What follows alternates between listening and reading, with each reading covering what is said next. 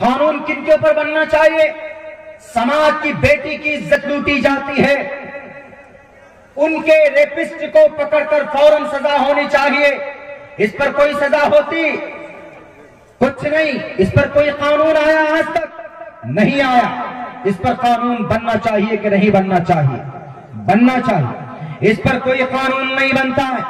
ہاتھرس کے اندر بہن منیشا کی عزت لوٹی گئی، ان کے لاش کو جلا کر بھسم کر دیا جاتا ہے، مجرمین کو نہیں پکڑا گیا، ریپسٹ کو جلدی سے جلدی پکڑا جائے اور ان کو تختہ دار پر لٹکایا جائے۔ ایسا قانون بننا زیادہ ضروری تھا کسان بل لانے سے، کسان کے اوپر قانون بنانے سے۔ اور تو اور یہی ویشالی کے اندر ہماری بہن پنلاس کو کیروسین ڈال کر، ڈیزل ڈال کر ان کو جلانے کی کوشش کی گئی۔ ایسے نہیں بنے تھے بڑے بڑے اولیاء اللہ، پیران پیر۔ معین الدین چشتی کی شکل کو دیکھ کر ایک غیر مسلم مجبور ہوتا تھا کلمہ پڑھنے پر۔ شیخ عبد القادر جیلانی کی زندگی کو دیکھ کر بڑے بڑے ڈاکو اپنے راستے بدل لیتے تھے۔ وہ بہت بڑی بڑی کتابیں نہیں پڑھی تھی انہوں نے، ان کی زندگی کے اندر تقوی، زندگی ان کی سنت سے لبریز تھی۔ آج جو ہماری زندگی کے اندر سنت نہیں ہے، ہماری زندگی کے اندر ہمیں نبی پاک علیہ السلام سے محبت ہم نہیں رکھتے ہیں، بلکہ بس نام کے مسلمان ہیں، تو میرے بھائیوں جس کی بنیاد پر آج ہم ذلیل اور رسوا ہو رہے ہیں۔ اس لیے میں کہتا ہوں نوجوان طبقے سے، ایک بڑا دانشور نیک بننے کے لیے آپ اپنے علاقے کے جان جو علماء کرام ہیں، آپ کے سماج کے اندر جو پڑھا لکھا طبقہ ہے، آپ ان کے طرف رجوع ہوئیے اور آپ ان سے دین کی جانکاری حاصل کیجئے۔ یہ چیز آپ کی شریعت کے اندر ہے۔ اگر آپ کوئی دین کی بات سیکھنے کے لیے جاتے ہیں، نبی کے بارے میں جاننے کے لیے جاتے ہیں، علماء کرام تو کئی دن کا سفر کر کے تعلیم حاصل کرنے کے لیے پہنچتے تھے، تب جا کر ان کو ایک اللہ کے نبی کی سنت وہ حاصل کرتے تھے، اللہ کے نبی کے حدیث حاصل کرتے۔ آج تو الحمدللہ ہمارے ہر طرف مدرسے ہی مدرسے ہیں، مکتب ہی مکتب ہے، علماء کرام ہی علماء کرام ہیں۔ آپ جدھر جائیں گے تو وہاں پر آپ کو قرآن و سنت کی، صحابہ کرام کی، اولیاء اللہ کی ایک بڑی جماعت آپ کو دیکھنے کو مل جائیں گی۔ اس لیے میں کہتا ہوں کہ 100 بار اگر ہم شکریہ ادا کریں تو کم نہیں ہے میرے بھائیوں، اس لیے کہ کم ہوگا، اس لیے کہ ہر طرف علماء کرام کی تعداد اپنے دروازے کھولے بیٹھے ہیں کہ آئیے، جس کو بھی چاہیے جو جانکاری وہ لے سکتا ہے۔ وہ بندہ مجھے فون کر کے کہتا ہے اتنی دور سے، ہم نے بتایا ان کو، ہم نے کہا کہ بتاؤ، ایشور نے کہا اپنے گرنتھ کے اندر ایکو دیوہ سرو بھوتیشو گوڑھا، اور یہی بات قرآن کریم کے اندر کہی گئی، قل هو اللہ احد اللہ الصمد۔ بتاؤ کہ یہ ایشور کا فائنل ڈیسیزن ہے، اور تمہارا جو وید ہے یہ بھی ایشور، یہ گرنتھ ہے، اس میں بھی ایک ایشور کی بھکتی کہی گئی، اس میں بھی ایک ایشور کی بھکتی کہی گئی، اس میں آخری انتم مہرشی کے بارے میں بات کہی گئی قرآن میں، ویدوں کے اندر بھی وہی بات کہی گئی۔ جب صاف چیزیں میں نے لکھ کر پیش کی تو ان کا جو پروفیسر تھا وہ خوش ہوا کہ واہ، وہ چیز ہم کو مل گئی جو ہم کو اپنے ویدوں میں دکھنا تھا۔ یعنی وہ اپنے وید کو نیچا نہیں کرنا چاہتا تھا، ان کے لٹریچر کو ایکسپٹ کیا اور سب کے سامنے پیش کیا گیا کہ جتنے بھی لٹریچر لکھے گئے، آرٹیکلز لکھے گئے، ان تمام میں سب سے بہترین آرٹیکل اس لڑکے کا ہے جس کا نام فلاں فلاں ہے۔ سب سے بہترین کیوں؟ اس کے اندر تذکرہ قرآن کا تھا، اس کے اندر تذکرہ محمد رسول اللہ کا تھا، اس کے اندر تذکرہ صحابہ کرام کا تھا، اس کے اندر تذکرہ اولیاء اللہ کا تھا۔ اسی لیے میں کہا کرتا ہوں کہ میرے بھائیو، آپ اپنے بچوں کو تعلیم ضرور دیجئے، دینی تعلیم بھی دیجئے، دنیاوی تعلیم بھی دیجئے۔ دینی تعلیم اس لیے ضروری کہ آپ نماز کیسے پڑھیں گے، زکوٰۃ کب دیں گے آپ، حج کب فرض ہوتا ہے آپ پر، یہ چیزیں ضروری ہیں۔ اور یہ اس کے ساتھ ساتھ میں پھر اکیڈمک کوالیفیکیشن دیجیے آپ. اکیڈمک کوالیفیکیشن مطلب دنیاوی تعلیم. دنیاوی تعلیم کو کوئی غلط مت سمجھیے. دنیاوی تعلیم ماڈرن ایجوکیشن جس کو بولتے ہیں, it's very very compulsory also. اگر آپ if you don't have, you are not educated person, تو definitely you will be, آپ ہر جگہ پر ہار جائیں. ہر جگہ کے اوپر آپ تقریباً ذلیل رسوا کرنے کی کوشش کی جائے. اور ایک بات میں نے بہت اچھی پڑھی ابھی 2 روز پہلے, ترکی کا ایک بہت بڑا پروفیسر, اس نے لکھا کہ جس بچے میں, جس انسان میں قرآن کی تعلیم, سائنس کی تعلیم, یہ دونوں چیز جس بچے جس انسان کے اندر ہو, تو وہ انسان, ان کے اندر ہمدردی بہت ہوتی ہے. جس کے اندر قرآن کی تعلیم ہو اور جس کے اندر سائنس کی بھی تعلیم ہو کچھ نہ کچھ. پہلی بات تو ہمدردی ہونے کے لیے, ایک سچا انسان بننے کے لیے قرآن کی تعلیم ہے, تو اس سے بڑی چیز کچھ اور نہیں. لیکن اس نے اپنے نظریے کے حساب سے بتایا ہے. اس نے کہا کہ جس انسان کے اندر قرآن کی تعلیم ہو اور ساتھ میں ہی سائنس بھی ہو, تو اس کے اندر ہیومنٹی, مانوتا کوٹ کوٹ کر بھرا ہے. صرف گرو کی بات کہنے پر یا صرف راجنیتاؤں کے اشارے پر کسی کے اندر ہمدردی نہیں آتی ہے. سماج کے لوگوں, دانشور طبقہ, ایک اچھے خاصے لوگ, ہم لوگ یہاں پر بیٹھے ہوئے, دیکھیں سماج کی ترقی کسی نیتا سے نہیں ہوتی, گاؤں کے اندر خوشحالی کسی M P M L A سے نہیں ہوتی, بلکہ سماج کے اندر ترقی جب ہی ہوتی ہے جب سماج کا بچہ پڑھنے لکھنے لگتا, جب سماج کے بچہ ایجوکیشنل فیلڈ میں جاتا ہے, تعلیمی میدان میں جاتا ہے, تبھی سماج کی ترقی ہوتی ہے. ویسے نہیں ہوتی. کسی سے امید مت لگائیے کہ کوئی آپ کا بھلا کرے گا. ہر آدمی کو اپنی اپنی کرسی کی لگی پڑی ہے. ہر کوئی چاہتا ہے کہ اس کی کرسی بچ جائے, اس کی کرسی اونچی ہو جائے. لیکن آپ کو اگر بیچنا پڑے تو آپ کو بھی بیچنے میں پیچھے نہیں ہٹتے ہیں لوگ. اسی لیے آپ کو اپنی قوم کی, سماج کی ترقی کے لیے اتحاد کے ساتھ, جیسے آج مل کر آپ نے یہ جلسہ آرگنائز کیا ہے, اس سے ایک اچھا پیغام جائے گا پورے بھارت میں. کون پہنچائے گا؟ یہ عبداللہ سالم پہنچائے گا, آپ کے میڈیا والے پہنچائیں گے کہ مشترکہ مجمع ہے پٹاس پور کے اندر, یہاں کی کمیٹی نے مل جل کر پروگرام کیا, اور اتنی اتحاد, اتنی اتفاق, اتنی بھائی چارہ, محبت, بلکہ المسلم کا جسد واحد, یہاں کے مسلمان ٹوٹل ایک جسم کے مانند ہیں, کسی کے اندر کوئی بھید بھاؤ نہیں ہے. اگر آپ متحد ہیں تو آپ طوفان کے رخ کو موڑ سکتے ہیں. اگر آپ متحد ہیں تو آپ پہاڑوں سے مقابلہ کر سکتے ہیں. اگر آپ متحد ہیں تو آپ بڑی بڑی طاقتوں کے چہرے پھیر سکتے ہیں. اگر آپ بڑی طاقت, اگر آپ چاہتے ہیں کہ ہمارے اندر اسٹرانگ, ہمارے اندر مضبوطی آئے, تو میں سمجھتا ہوں کہ میرے بھائیو, آپ کے اس پورے علاقے کے لوگ جو اس جلسہ کمیٹی کی شکل کے اندر جڑے ہوئے ہیں, اگر متحد ہوں گے تو عبداللہ سالم کیا کوئی بڑا منسٹر بھی آ کر یہاں پر اگر آپ کے بیچ میں آپ لوگوں کو بے وقوف بنانے کی کوشش کرے گا, اگر آپ سب کی سوچ ایک ہوگی تو آپ کبھی بھی ایسا نہیں ہونے دیں گے آپ کی, بلکہ اتحاد ان کو یہاں سے بھاگنے پر مجبور کرے گا. اگر وہ کوشش کرے گا, ارے یہ جو فلاں جماعت سے تعلق رکھتا, یہ فلاں جماعت سے تعلق رکھتا, لیکن آپ جب متحد ہوں گے تو میرے خیال سے اس کو اختلافی بات کرنے کی کوئی گنجائش نہیں ہوگی. اور جب مسلمان بٹتا ہے تو دشمن غالب آتا ہے. جنگ بدر کے میدان میں مسلمان متحد تھے تو ابو جہل کے سر کو اڑا دیا جاتا تھا معصوم بچوں کے ذریعے سے.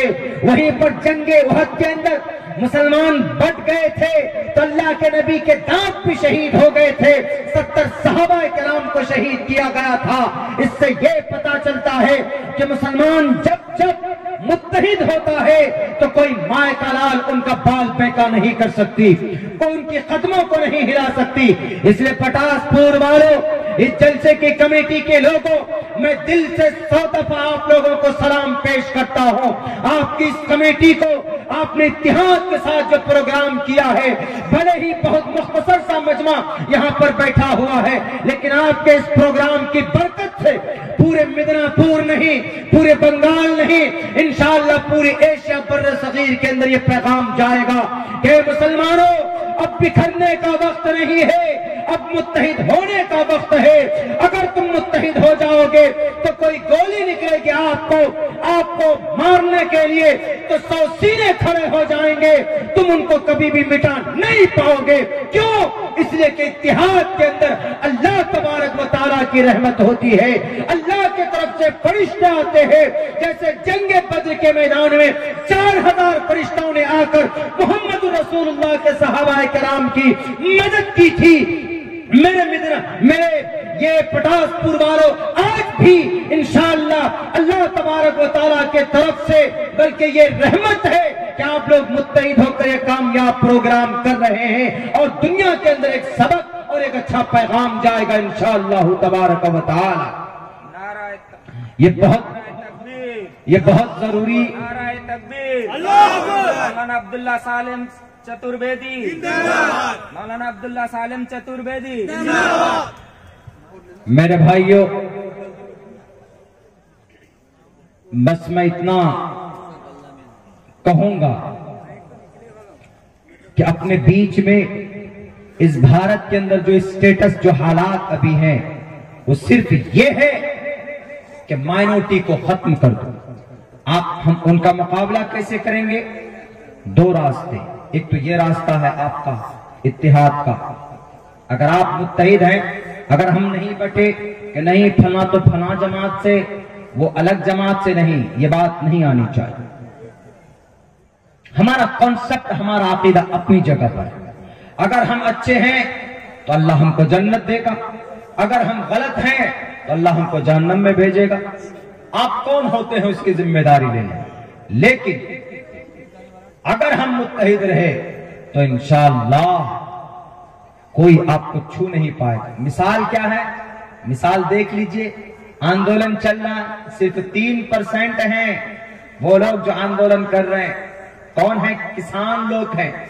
क्यों आंदोलन कर रहे हैं? क्योंकि उनका अधिकार छीनने की कोशिश की जा रही।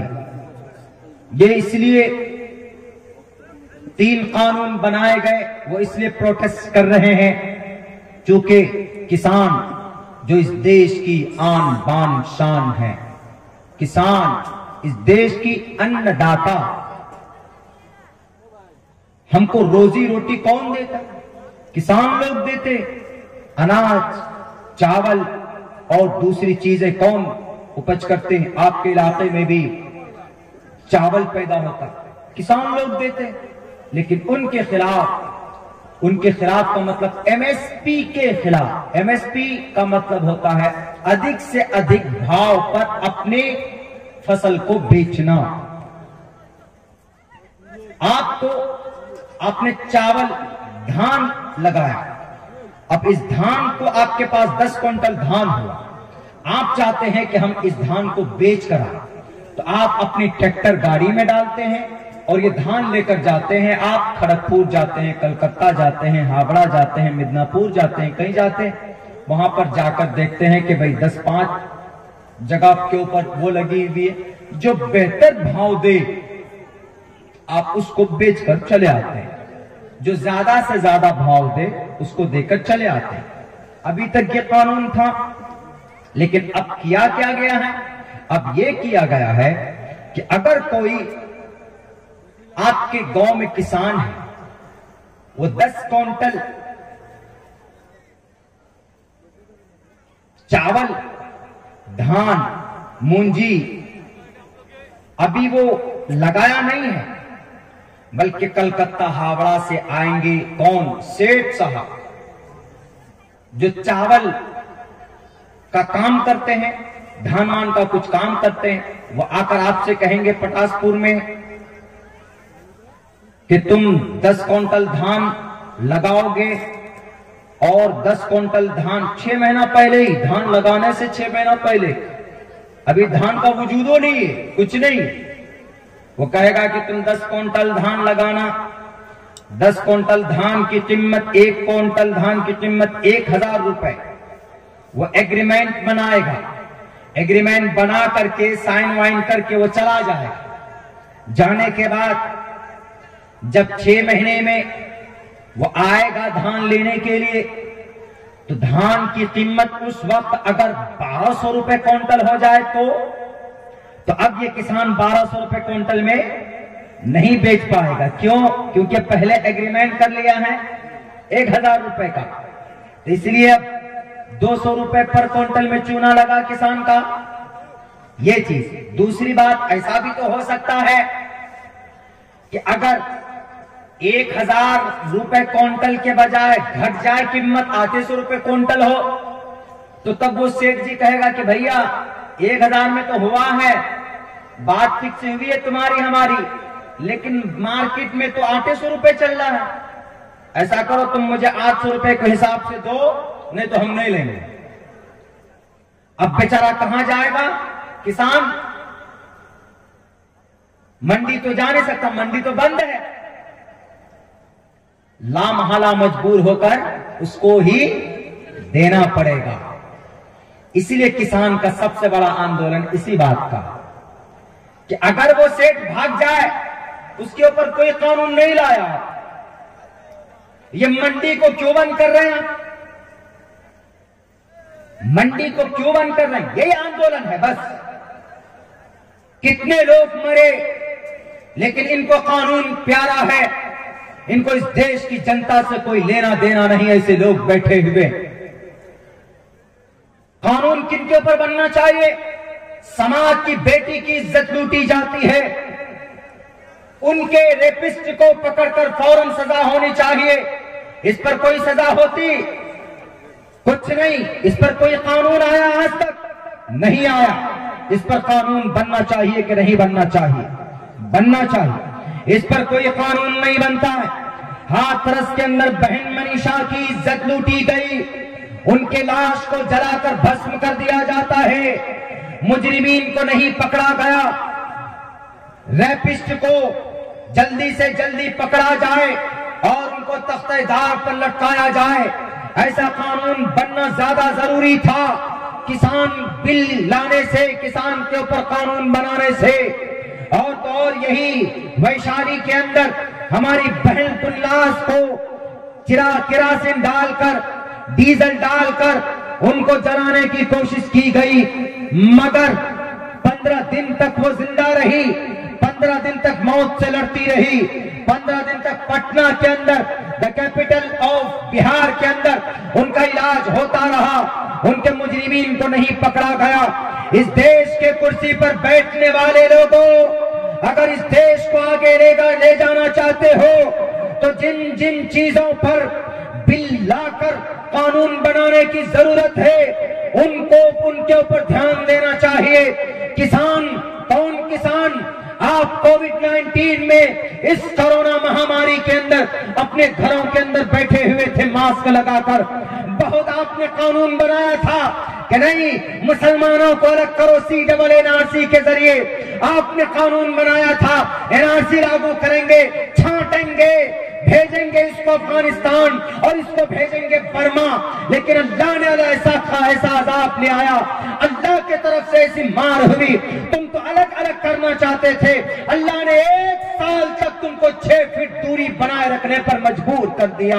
یہ اللہ کے طرف سے تھا کہ تم الگ کرنا چاہتے ہو، لاؤ تم کو تمہاری بیوی سے الگ کر دوں گا، تم کو تمہارے بیٹوں سے الگ کر دوں گا، تم کو تمہاری بیٹیوں سے الگ کر دوں گا۔